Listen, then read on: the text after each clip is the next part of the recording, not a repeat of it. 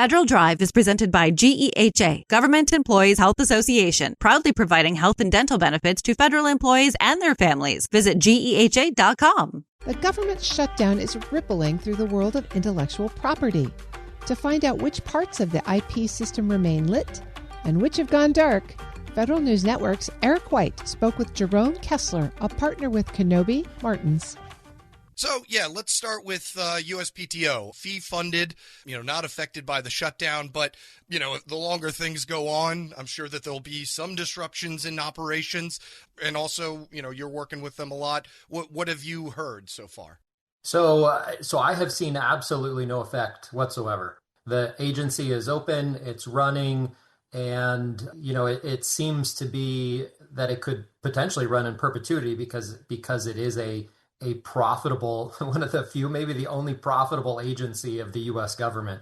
So as long as they can continue to run on the fees that they collect, they could probably run in perpetuity. And are they still seeing, strong interest even during a government shutdown? Are they keeping busy, or is there a chill effect at all that's happening? Anything like that? I don't see any type of a chill effect whatsoever. Most of the people that interact with the United States Patent Office are private organizations, so they're not affected otherwise by the government shutdown. Now, obviously, if the shutdown continues, I'm sure there are organizations that rely on federal funding that would be affected, but I think that number will be relatively low in comparison to the private organizations that deal with the USPTO. What about before the shutdown and overall? Has there been any changes with the new administration coming in? Usually, that's not a question that we ask, but the footprint from the White House has been so heavy on all other agencies. PTO, rather small agency compared to others, but there's been an office closure already, and I'm sure that patents and trademarks, that's in the business world, so that's right up their ballpark. Any changes that we've seen so far coming from that standpoint? Yeah, actually significant changes. And a lot of it just is policy based.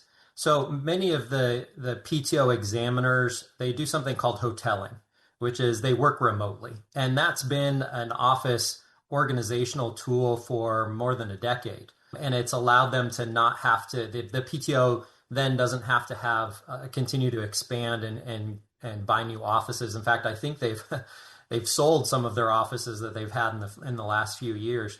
But under the Trump administration, they were asked to come back in large measure to the office.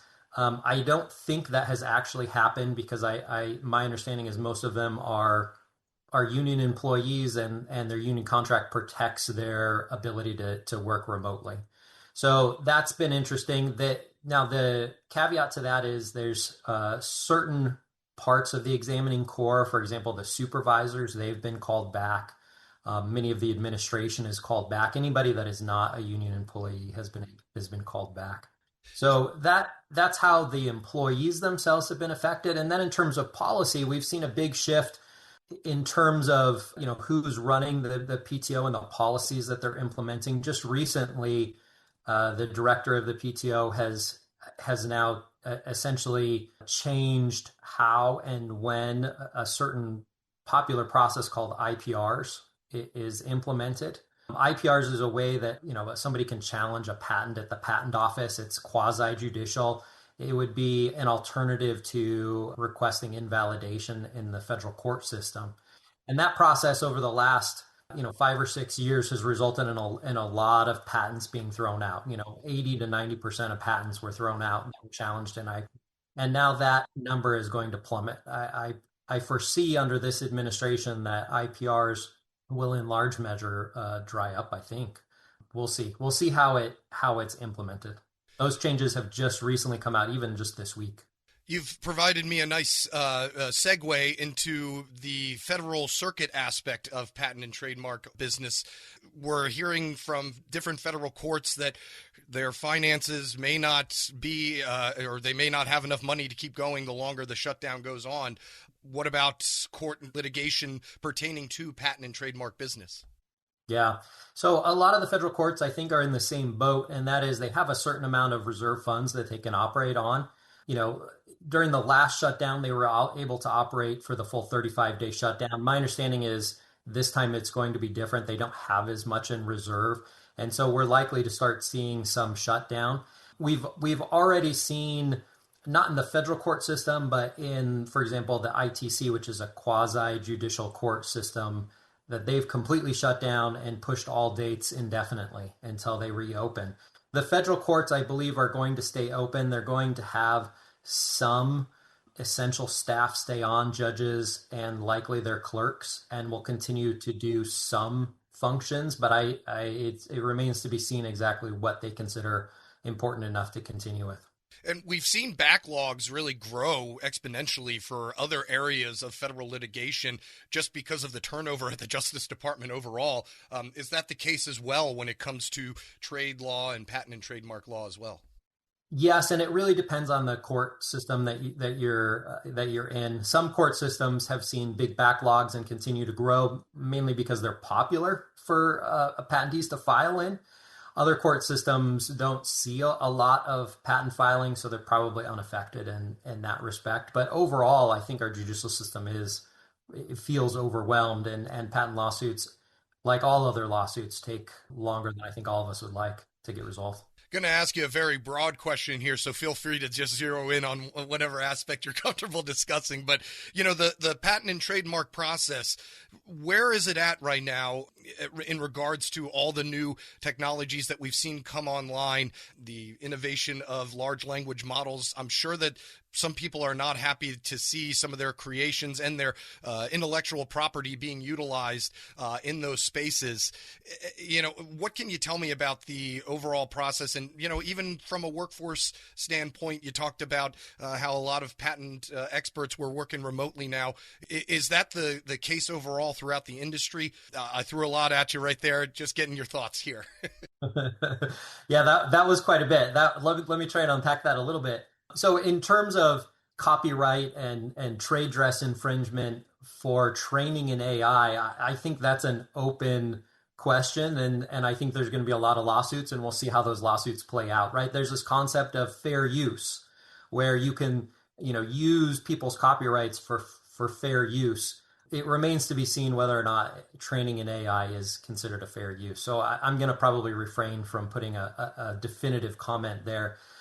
In terms of, I'm sorry, maybe you could ask your follow-up question. It's just how the patent process has changed overall over the past few years with, like you had mentioned, a lot of patent experts working remotely. There not necessarily being any, are there any written patents nowadays? And, just wondering about that process and how it's changed overall. Not an inventor myself, so if I come up with something, I'd like to know how to do it. Yeah, absolutely.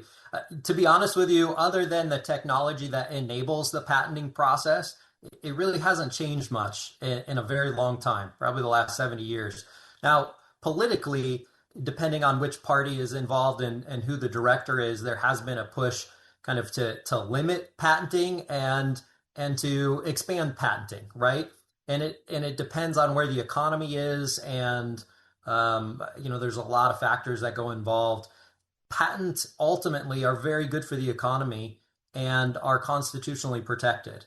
And so I think we will always see, hopefully we will always see a strong patent system where innovation is protected because it encourages innovation and growth in the economy. And right now we're seeing, at least in the current administration, a trend towards stronger patent protection.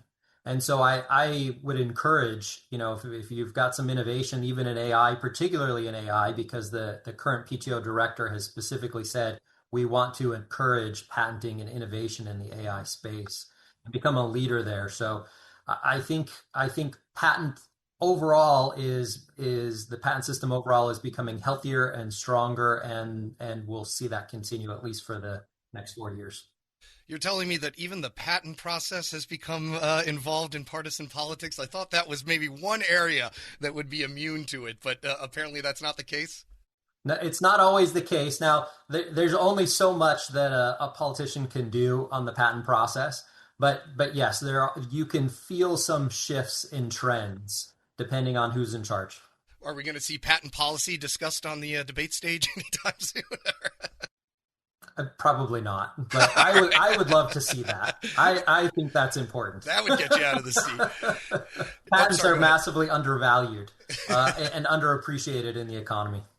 Jarom Kesler is a partner at Knobbe Martens. Yeah, absolutely, Eric. It was a pleasure to talk to you.